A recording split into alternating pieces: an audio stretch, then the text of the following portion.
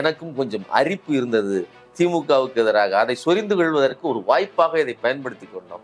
நீ சொரிஞ்சுக்கிடனா ஓரமே போய் உட்காந்து சொரி. இப்படிப்பட்ட அரிப்போட பல பேர் உட்கார்ந்துட்டு இருக்கிறான். ஈடியினுடைய நடவடிக்கைக்கு ரத்து, இதுக்கு மேல நீங்க வேலை செய்யக்கூடாது, நீங்க ஏன் போய் அவர்கள் மேல் ரைடு அடிச்சிங்கிறதுக்கான பிரமாண பத்திரத்தை தாக்கல் செய்யுங்கள்னு சொல்லியாச்சு. இப்ப இப்படி முடிஞ்சதுக்கு அப்புறம் திமுக போய் மோடி கிட்ட எந்த விதத்திலையும் அவர்கள் கெஞ்ச வேண்டிய அவசியம் இல்லை. இந்த தற்குறித்தனத்தின் உச்சகட்டத்தை விஜய் எட்டி கொண்டிருக்கிறார்.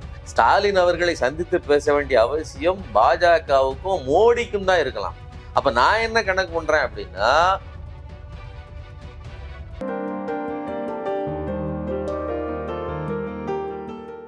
அரண்சை நண்பர்களுக்கு வணக்கம்.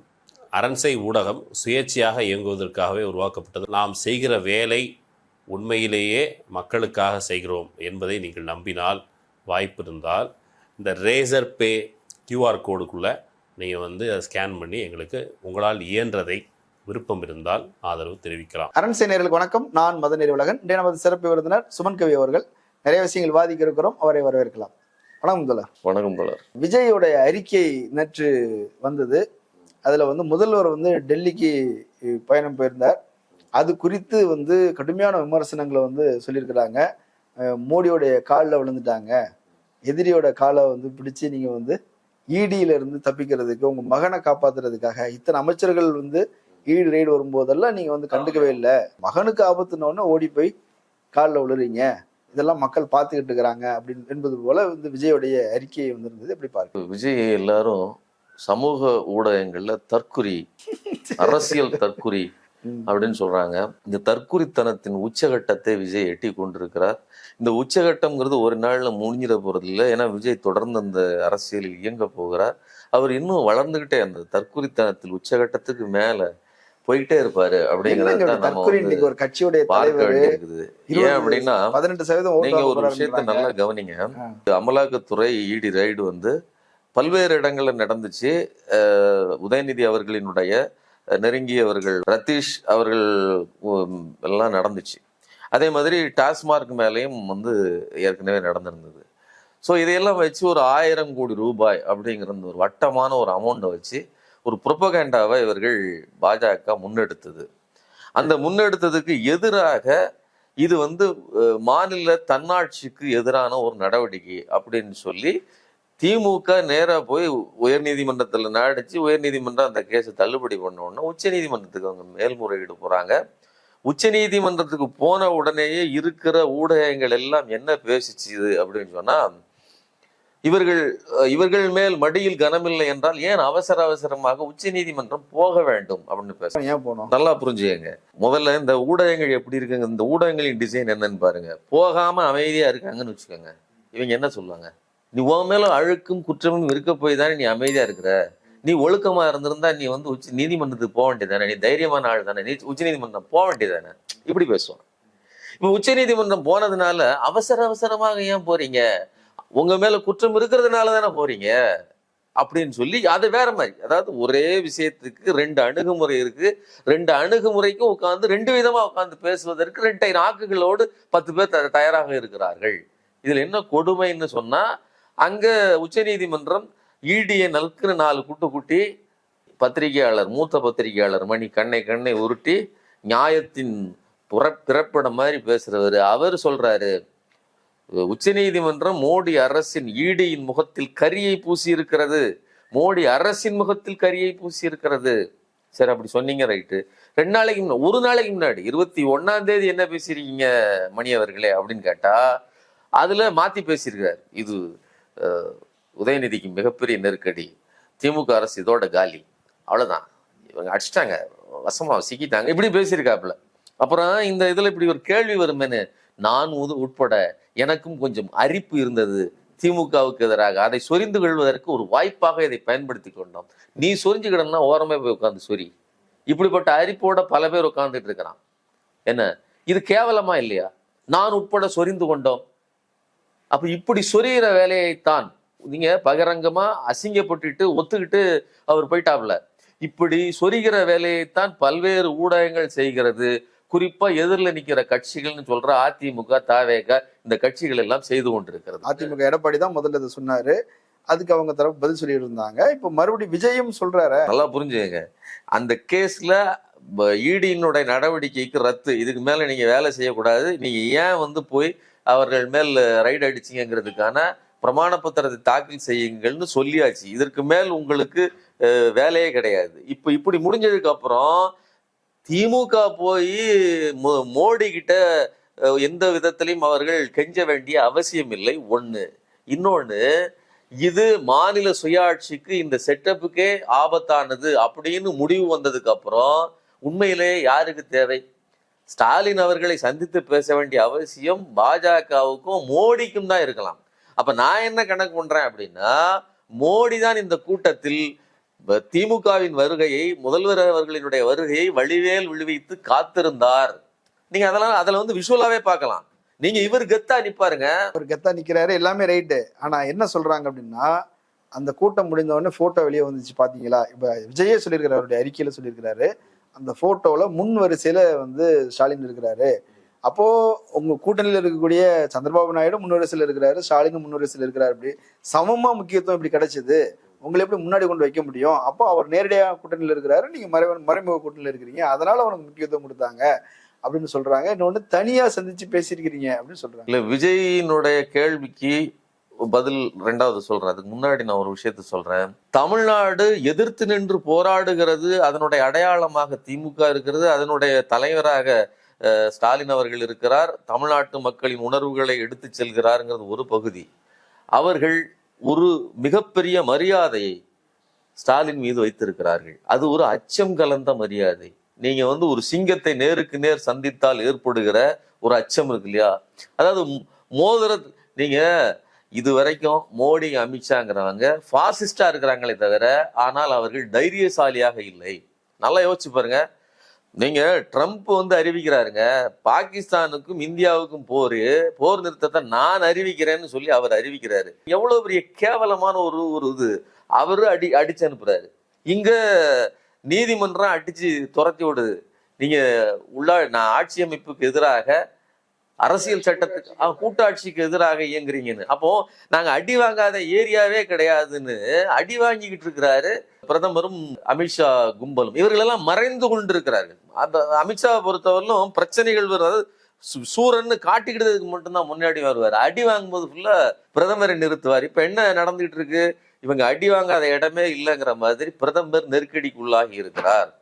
அப்ப நான் என்ன சொல்ல வர்றேன் அப்படின்னா, ஒரு இவ்வளவு பெரிய நெருக்கடிக்கு மத்தியில் கெத்தாக நிக்கிறதுங்கிறது ஸ்டாலின் அவர்களுடைய ஒரு தன்மையினாலும் ஒரு பாரம்பரியம் இருக்கு.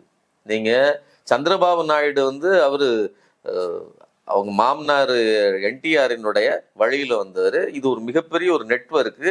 எல்லா அரசியல் தலைவர்களும், காஷ்மீர்ல உமர் அப்துல்லாவில இருந்து இங்க வரலும் எல்லாரோடையும் ஒரு இணக்கமான உறவையும் சரியான இடத்தில் உறவையும் வைத்திருக்கக்கூடிய ஒரு தலைவராக மு.க. ஸ்டாலின் இருக்கிறார். அதனாலதான் இந்தியா கூட்டணிங்கிற ஒரு மிகப்பெரிய ஒரு இதையே உருவாக்குகிற ஆற்றல் இப்படியெல்லாம் இருக்குது. இன்னொன்னு, ஒடுக்குமுறைகளை கண்டு அஞ்சுவதில்லை. நான் கூட வந்து ரவீந்திரன் துரைசாமி அவர்கள்ட்ட ஒரு கேள்வி கேட்ட போது, இவர்கள் வந்து பாஜக ஒரு வலுவான எதிரி அப்படிங்கிற அளவிற்கு அவர் சொன்னார், ஸ்டாலின் அவர்கள் மேல் பாஜகவுக்கு மிகப்பெரிய மரியாதை இருக்கிறது அப்படின்னாரு. அப்போ ஒரு வலுவான எதிரி அப்படிங்கிற அடிப்படையில் மரியாதை என்ன? அப்படிலாம் இல்லை. காங்கிரஸுக்கு 40க்கு 40 அப்படி துண்டா தூக்கி கொடுக்கிற ஒரு ஆற்றல் நிறைந்த நபராக இவர் இருக்கிறார். ஒட்டுமொத்த தமிழ்நாட்டையும் கையில வச்சிருக்கிறாரு அப்படிங்கிற அச்சத்தின் பார்ப்பட்ட ஒரு மரியாதை. ஒரு எதிர்கட்சிக்கு மொத்தமா ஒரு லம்பா ஒரு 40 போயிருக்கு. ஆமா, அது ஒரு அச்சத்தின் பார்ப்பட்ட மரியாதை அப்படின்னு சொன்னாரு. இது வந்து விளத்துக்கும் நான் ஒரு பாஜக ஆதரவாளன் தான் அப்படின்னு அவர் ஒத்துக்கிட்டு சொன்ன ஒரு வார்த்தை. இப்ப நீங்க இதை புரிஞ்சுக்கணும். ஒரு வலுவான எதிரிக்கு அச்சத்தை ஏற்படுத்துகிற ஒரு சிம்ம சொப்பனமாக இருக்கிற நபர் தொடர்ந்து கவுண்டர் பண்ணிட்டே இருக்கிறாரு. இன்னொன்னு, நீங்க எல்லா காயையும் வைக்கிறீங்க, எதையெல்லாம் நீங்க வச்சாலும் எடுத்து அடிச்சு அதை வீழ்த்திக்கிட்டே இருக்கக்கூடிய ஒரு நபர். அவருக்கு எந்த இடத்துல இருக்கைங்கிறது வந்து அவருக்கு கிடைத்திருக்கிற இருக்கைங்கிறது அவர் உருவாக்கி வைத்திருக்கிற அந்த கம்பீரத்திலிருந்து வருது, கூட்டணியிலிருந்து வரல. இன்னொரு விஷயத்த சொல்றேன். 2015 இன்கம் டாக்ஸ் ரைடு, யாரு? புலி படம் வந்தப்போ 2014 மோடி வந்து சந்திக்கிறார். மோடி வந்து விஜயை சந்திக்கிறார். நல்லா புரிஞ்சுங்க. எலெக்ஷனோட கோயம்புத்தூர் ஏர்போர்ட். ஆமா, கோயம்புத்தூர் ஏர்போர்ட்ல விஜய் வந்து சந்திக்கிறார். ஆனா 2015 புலிப்படம் வந்தப்போ 15 கோடி ரூபாய் முறைகேடாக வந்த பணத்துக்கு கணக்கு இல்லைன்னு சொல்லி பிடிக்கிறாங்க. பிடிச்ச உடனேயே தலைவர் அப்ஸ்காண்டு அந்த இடத்துல, அந்த படம் ரிலீஸ் அன்னைக்கு நைட்டே குளுமணாலி போயிட்டாப்ல. போய் ஒரு வாரம் ஆன்ம அமைதியை பெற்று நல்லா ஜாலியா இருந்துட்டு வாழ்க்கையை அப்படியே அனுபவிச்சுட்டு திரும்பி வராரு. பெரிய நெருக்கடிக்குள்ளாகி மன அழுத்தத்துக்குள்ளாகி ஹாஸ்பிட்டலைஸ்ட் ஆகி ப்ரொடியூசர் கிடக்குறாரு. அவரை போய் பார்க்கல, அவரை அம்போன்னு விட்டாச்சு. இப்போ மொத்தம் போண்டி இப்போ ஒன்றும் இல்லாம தான் இருக்கு. இப்போ வரல அவரை சந்திக்கிறது கிடையாது. ஆனால் அதுல இருந்து 27 நாள் கழித்து மோடி வர்றாரு. மோடியை போய் ஒரு பாக்குறாப்புல, வாங்க சார் அப்படின்ட்டு. புரிஞ்சுக்கங்க இப்ப என்ன நடக்கு அப்படின்னு. ஒரு ரைடு வருது, போய் அங்க ஆதரவை தேடுவதற்காக காலில் விழுந்த ஒரு நபர் தான் இவரு. இன்னொன்னு, பாஜகவை தன்னுடைய கேந்திரமாக வைத்திருப்பவர் இவருங்கிறதுக்கு இன்னும் ஒண்ணு சொல்றேன். இவர் தன்னை ஒரு எம்ஜிஆர் மாதிரி பாவித்து கொண்டார். சிறைச்சாலையில் இருக்கக்கூடிய கைதிகளுக்கு எல்லாம் போய் பிரியாணி போட்டாப்ல. அங்க இருக்கிற போலீஸ்காரர் ஒருத்தர் சும்மா இல்லாம விஜய் வந்து அடுத்த எம்ஜிஆர் போல அப்படின்னு சொல்லிவிட்டாப்ல. சொன்ன உடனேயே ஜெயலலிதா அடுத்த படம், அந்த படத்துக்கு நெருக்கடி கொடுக்குறாரு. தலைவா படத்துக்கு நெருக்கடி கொடுக்கிறார். போய் காத்து கிடக்குறாங்க. அம்மா கொடநாட்டுல இவரை பார்க்கறதுக்கு அனுமதியே கொடுக்கல. மேடம் எப்படியாவது இந்த படத்தை வெளியிடுவதற்கு அனுமதி கொடுக்கணும்னு. நான் எதுக்கு சொல்றேன்னா, இந்த நெருக்கடிகள்லாம் வரும்போது இதற்கு ஒரு ஆப்ஷன் வேணும், நமக்கு ஒரு கேந்திரம் வேணும்னு சொல்லி பாஜகவிடம் சரணடைந்து பாஜகவை தன்னுடைய வலுவாக வைத்துக் கொண்டதுதான் விஜயினுடைய வரலாறு. யூகமா வந்து ஒரு கட்சியை புதுசா வராங்க, வந்த உடனே பிஜேபி பி டீம் அப்படி ஒரு முத்திர குத்து. முதல்ல ஒரு விஷயம் புரிஞ்சுங்க. முதல்ல விஜயினுடைய கட்சி, அந்த கட்சிக்கான அங்கீகாரத்தை, அந்த கட்சிக்கான அடையாளங்களை எல்லாம் வாங்கியது, ரெஜிஸ்ட்ரேஷன் வாங்கியது பாஜக காரனுடைய ஒருவருடைய உதவியோடு தான் அப்படிங்கிறதுக்கான வீடியோக்கள், ஆதாரங்கள் எல்லாமே வந்துச்சு. இல்லைங்க, உங்களுக்கு டெல்லியில ஆள் இல்லை, தெரிஞ்சவர் ஒருத்தர் ஹெல்ப் பண்றேன்னு சொல்றாரு, பதிவு பண்ணி தரேன்றாரு. ஆளுங்கட்சியை சேர்ந்தவர், வேலை ஈஸியா முடிஞ்சவர்னு செஞ்சிருப்பாங்க. இன்னொன்னு, விஜய் போகிற தனி விமானம் இருக்கு இல்லையா, கீர்த்தி சுரேஷ் வீட்டுக்கு போனப்பவும் சரி, அதுக்கப்புறம் கோயம்புத்தூருக்கு போனப்பவும் சரி, தனி விமானத்துல போனார்ல, அந்த தனி விமானம் ஒரு பாஜக காரனுடையது. சரிங்களா? அது மட்டும் இல்லாம இந்த பாட்னா பிளான் சொல்லி ஒரு திட்டத்தை போட்டாங்க. பிரசாந்த் கிஷோரை கூட்டிட்டு வந்து இங்க இவர்களுடைய ஆலோசகராக வைத்திருப்பதற்கு. அதனாலதான் பிரசாந்த் கிஷோர் வந்த உடனே 15% இவருக்கு வந்து வாய்ப்பு இருக்குதுன்னு சொல்லி ஒரு பொய்யை போட்டு விட்டுட்டு போனார். அதுக்கு முன்னாடி, அதாவது பாட்னால போய் பிரசாந்த் கிஷோரை சந்திப்பதற்கு முன்னாடி டெல்லியில 3 நாள் தங்கி அஜித் தோவலினுடைய மகனை சந்தித்து, அவர் வந்து பாஜகவினுடைய திங்க் டேங்க், அறிவாளி கூட்டத்தினுடைய ஒரு நபராக, மூளையாக இருக்கக்கூடிய ஒரு ஆலோசனை கேட்டிருப்பாங்க. அவர்கிட்ட போய் உட்கார்ந்து பேசிட்டு, அந்த ஆலோசனை என்ன ஆலோசனை, என்ன திட்டம் சொல்லி ஆகணும்னு என்ன? சரிங்களா? இது இன்னும் கூடுதலா ஒரு விஷயம் சொல்றேன். இவ்வளவு நடக்குது, பாஜகவின் தொடுதல் இல்லாமல், பாஜகவின் தயவு இல்லாமல் இவருக்கு வைப்பிரிவு பாதுகாப்பு எப்படி வந்துச்சு? இல்லைங்க, முஸ்லீம்களால ஆபத்து இருக்குது அப்படின்னு சொல்லி வைப்பிரிவு பாதுகாப்பு வாங்கினாரு. போய் பெண்களுக்கு பாதுகாப்பு இல்லை, இங்க வந்து அண்ணா யூனிவர்சிட்டியில வந்து பெண்கள் ஒருத்தருங்க பாதிக்கப்பட்டதை தொடர்ந்து அதுல தமிழ்நாட்டில் இருக்கக்கூடிய எந்த பெண்ணுக்குமே பாதுகாப்பு இல்லைன்னு சொல்லி அந்த அறிக்கையை கொண்டு கொடுத்து வந்து ஒரு மனு கொடுக்கறதுக்காக ஆர்.என். ரவியை சந்தித்து ஆர்.என். ரவி வழியாகத்தான் இந்த ஓய்பிரிவு பாதுகாப்பை பெற்றிருக்கிறார்கள். இதெல்லாம் நடந்திருக்குது. சரிங்களா?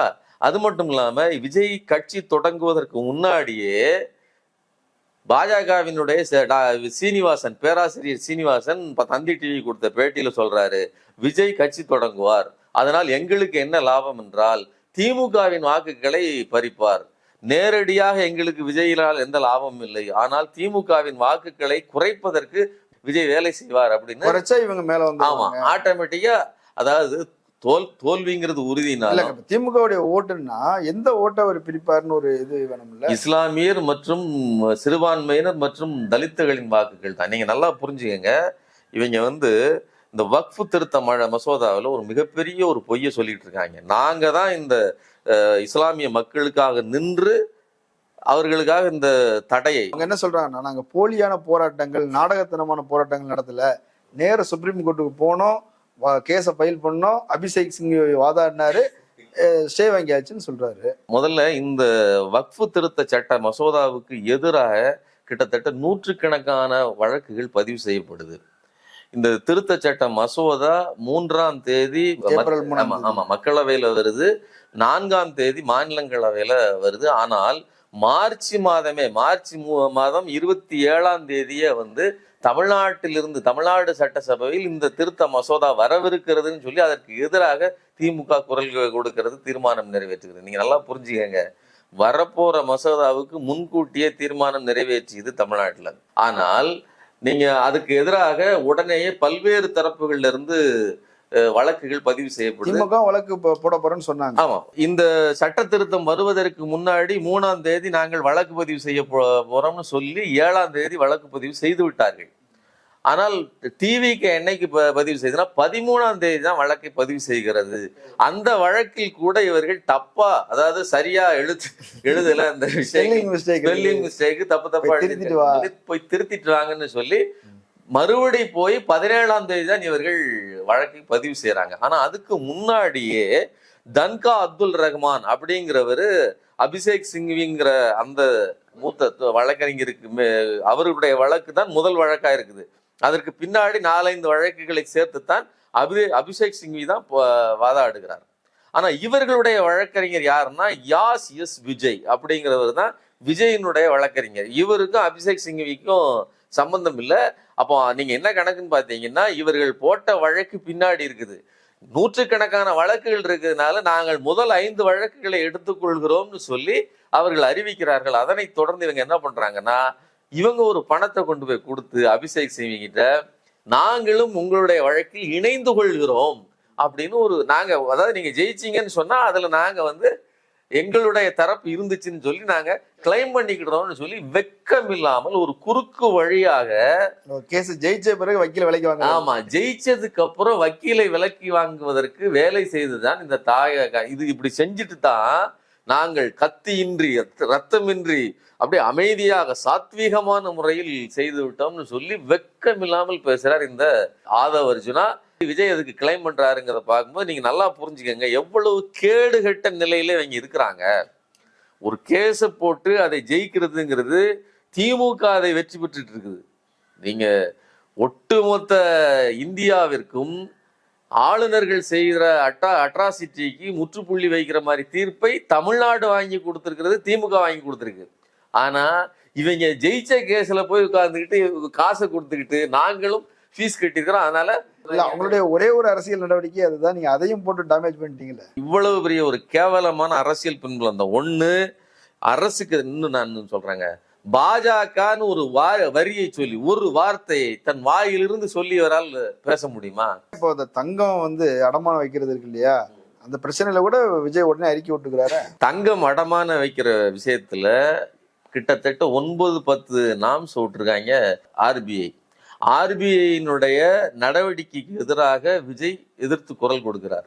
ஆர்பிஐ கிரிட்டிசைஸ் பண்றாரு. ஆமா, ஆர்பிஐ தான் கண்டிக்கணும். அந்த நடவடிக்கையினால் என்ன நடக்க போகுது? நீங்க 7-8 டாக்குமெண்ட், நீங்க நகையை யார்கிட்ட இருந்து வாங்குனீங்க, உங்க அதோட ரசீது கொடுங்க, அப்படி இப்படின்னா தாய் தகப்பன் மூலமா பரம்பரையா வந்த நகைக்கெல்லாம் என்ன இதெல்லாம் இல்லாம நீங்க கவர்மெண்ட் பேங்க்ல நீங்க அடகு வைக்க முடியாதுன்னா அந்த நகையை தூக்கிட்டு நீங்க சேட்டு கடைக்கு போவீங்க. அப்போ குஜராத், ராஜஸ்தான் பனியாக்களுக்கு, சேட்டுக்களுக்கு வேலை செய்யக்கூடிய ஒரு அரசா இது இருக்குது. பாஜக அரசு இப்படி வேலை செய்கிறது, மோடி இப்படி வேலை செய்யறாரு அப்படின்னு சொல்றதுக்கு வக்கில்லாம மோடியை விட்டுட்டாரு, பாஜக விட்டுட்டாரு. நிதியமைச்சரையும் மோடியும் விமர்சிக்க வேண்டிய தேவை என்ன? ஒரு ஆர்பிஐ உடைய நடவடிக்கையை கண்டிச்சே அவர் பேசுறாரு. ஆர்பிஐன்னு ஒண்ணு தனியா வானத்துல இருக்குது. இவர்களுடைய திட்டங்களை தான் ஆர்பிஐ வழிமொழிஞ்சிட்டு இருக்குது. இந்த இடி விவகாரத்துல எல்முருகன் தான் சொன்னாப்ல. எல்முருகன் இடியினுடைய நடவடிக்கைக்கும் பாஜகவுக்கும் எந்த சம்பந்தம் இல்லை. இதெல்லாம் எவ்வளவு பெரிய ஏதாவது அயோக்கியத்தனம் பாருங்க. இடி நேரடியாக வந்து அட்டாக் பண்ணும்போது ஃபுல்லா, தாக்குதல் நடத்தும் போது ஃபுல்லா நீங்க மாநில அரசை குறை சொல்லுவீங்க. ஆனா இடி தோற்று போய் இடி அசிங்கப்படும் போது அது அந்த நிறுவனத்தின் மேல் உள்ள பிரச்சனை, அது ஒன்றிய அரசின் மேல் உள்ள பிரச்சனை இல்லைன்னு எப்படி பாஜக டிஃபெண்ட் பண்ணுதோ எல்முருகன் பேசலாம். அதே மாதிரி மற்ற கட்சிக்காரன் பேச முடியுமா? ஆனால் இந்த விஜயினுடைய நடவடிக்கை எப்படி இருக்குன்னு பாருங்க. ஒன்றிய பாஜக அரசு திட்டமிட்டு எளிய மக்கள், பேங்க்ல போய் குறைந்த வட்டியில் பணம் வாங்கக்கூடாது, அவர்களுடைய நகைக்கு காசு வாங்கக்கூடாது, நேரா சேட்டுக்கிட்ட போ 3 வட்டிக்கு வாங்கு, அங்க 1 பைசா வட்டி இல்லைன்னா 0.9% வட்டி, வருஷத்துக்கு 9 பைசா வட்டி. நீங்க அதை வாங்கக்கூடாது. அதுக்காக உங்ககிட்ட ரசீது இருக்குதா, அது இருக்குதா, இது இருக்குதான்னு சாதாரண மக்களை அலக்களிப்பது, நேரா சேட்டு வீட்டுக்கு அனுப்புற வேலையை செஞ்சிட்டு இருக்குது. இதற்கு பாஜகவை சுட்டி காட்டாமல் விஜய் அறிக்கை வெளியிடுறாருன்னா எவ்வளவு தொடை நடுங்கியாக இருக்கிறார். இப்ப இதெல்லாம் பாருங்க. அப்ப நான் என்ன சொல்றேன்னா, திமுக கெத்தா போய் இவர்களுடைய அழிச்சாட்டியங்களுக்கு எதிராக போராடிட்டு வருது. இன்னொரு முக்கியமான விஷயங்க, நிதி ஆயோக்கு ஏன் 3 தடவை போகல, இந்த தடவை ஏன் போறீங்க? முக்கியமான கேள்வி தானே. 3 தடவை போகல அப்படிங்கிறது, போகாத போது இவர்கள் என்ன பேசினார்கள்? நீங்கள் போகாததினால்தான் தமிழ்நாட்டுக்கு வர வேண்டிய பல்வேறு நிதிகளை இந்த பாஜக நிறுத்தி வைத்திருக்கிறது. இதே ஊடகங்கள், இதே எதிர்கட்சி அதிமுக பேசி இருக்குது. முன்னாடி நிதியமைச்சர் போயிட்டு இருந்தாரு, இந்த முறை முதலமைச்சர். அதான் சொல்றேன், முதலமைச்சர் போகாததன் விளைவுதான் ஒன்றிய அரசு ஒழுங்கா வேலை செய்யல, உங்களுக்கு வர வேண்டிய நிதிகளை கொடுக்கவில்லை அதே மாதிரி அப்படின்னு பேசியவர்கள் தான் இன்னைக்கு என்ன பேசுறாங்க அப்படின்னா, போயிட்டாரு அதனால சரண்டர் ஆயிட்டாருன்னு. கொஞ்சம் இல்ல, நான் என்ன சொல்றேன், மெட்ரோ ரயில் திட்டத்துக்கான பணம் 64,000 கோடி ரூபாய் தர வேண்டியது இருந்து முதல் கட்டமாக அதை நிறுத்தி வச்சிருந்தாங்க. இவர்கள் போய் பேசினதன் விளைவு 2வது கட்டம் பணத்தை அது வாங்கிட்டு வர முடிஞ்சது.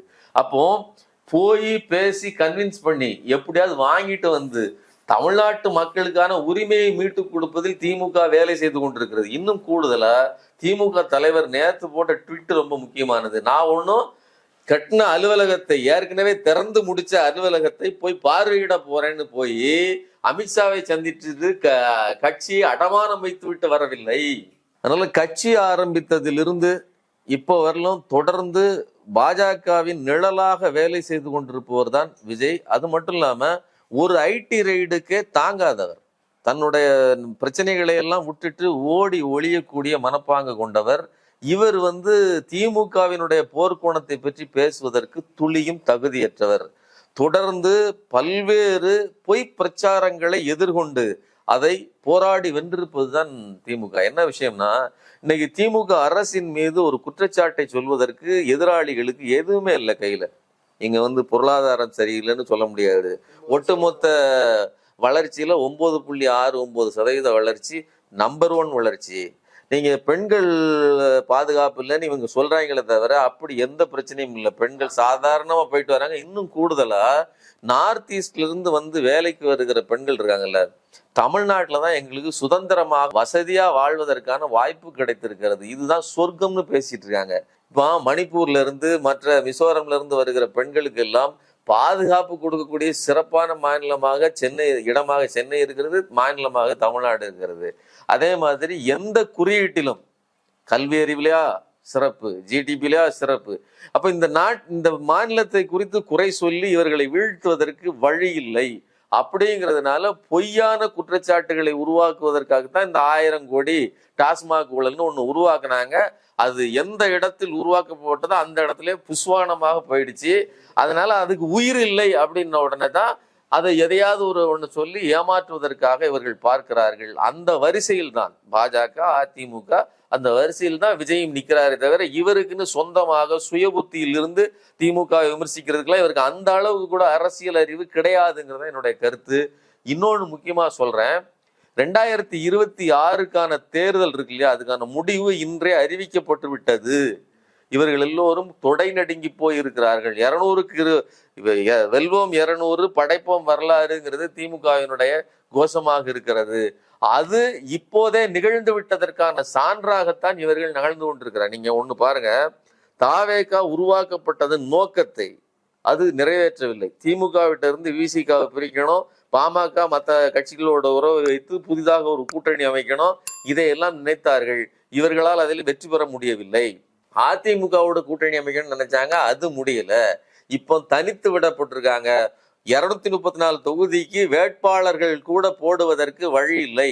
அப்படிங்கிற நிலைமையில தான் இன்னைக்கு தாவேகா கட்சி இருக்குதுங்க, ரசிகர்கள் இருக்காங்க. வேட்பாளர் யாரு? எல்லாரையும் நிறுத்திட முடியுமா? அப்ப அதுக்கு ஆள் இல்லை. மொத்தத்தில் தோல்வி அடைந்து போய் விஜய் இருக்கிறாரு. அதிமுக அதுக்கு மேல இப்பவே அவர்களுடைய சவக்குழி அதையே போய் படுத்துட்டாங்க சவக்குழிக்குள்ள அப்படிங்கிற நிலைமையில தான் இது இருக்குது.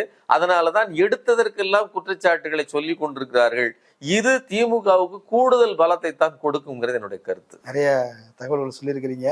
மக்கள் அதை பரிசீலிக்கட்டும். கலந்து கொண்டு கருத்துக்களை பகிர்ந்தமைக்கு நன்றி. நன்றி. நேரில் மற்றொரு விருந்தினோடு மீண்டும் சந்திக்கலாம். நன்றி.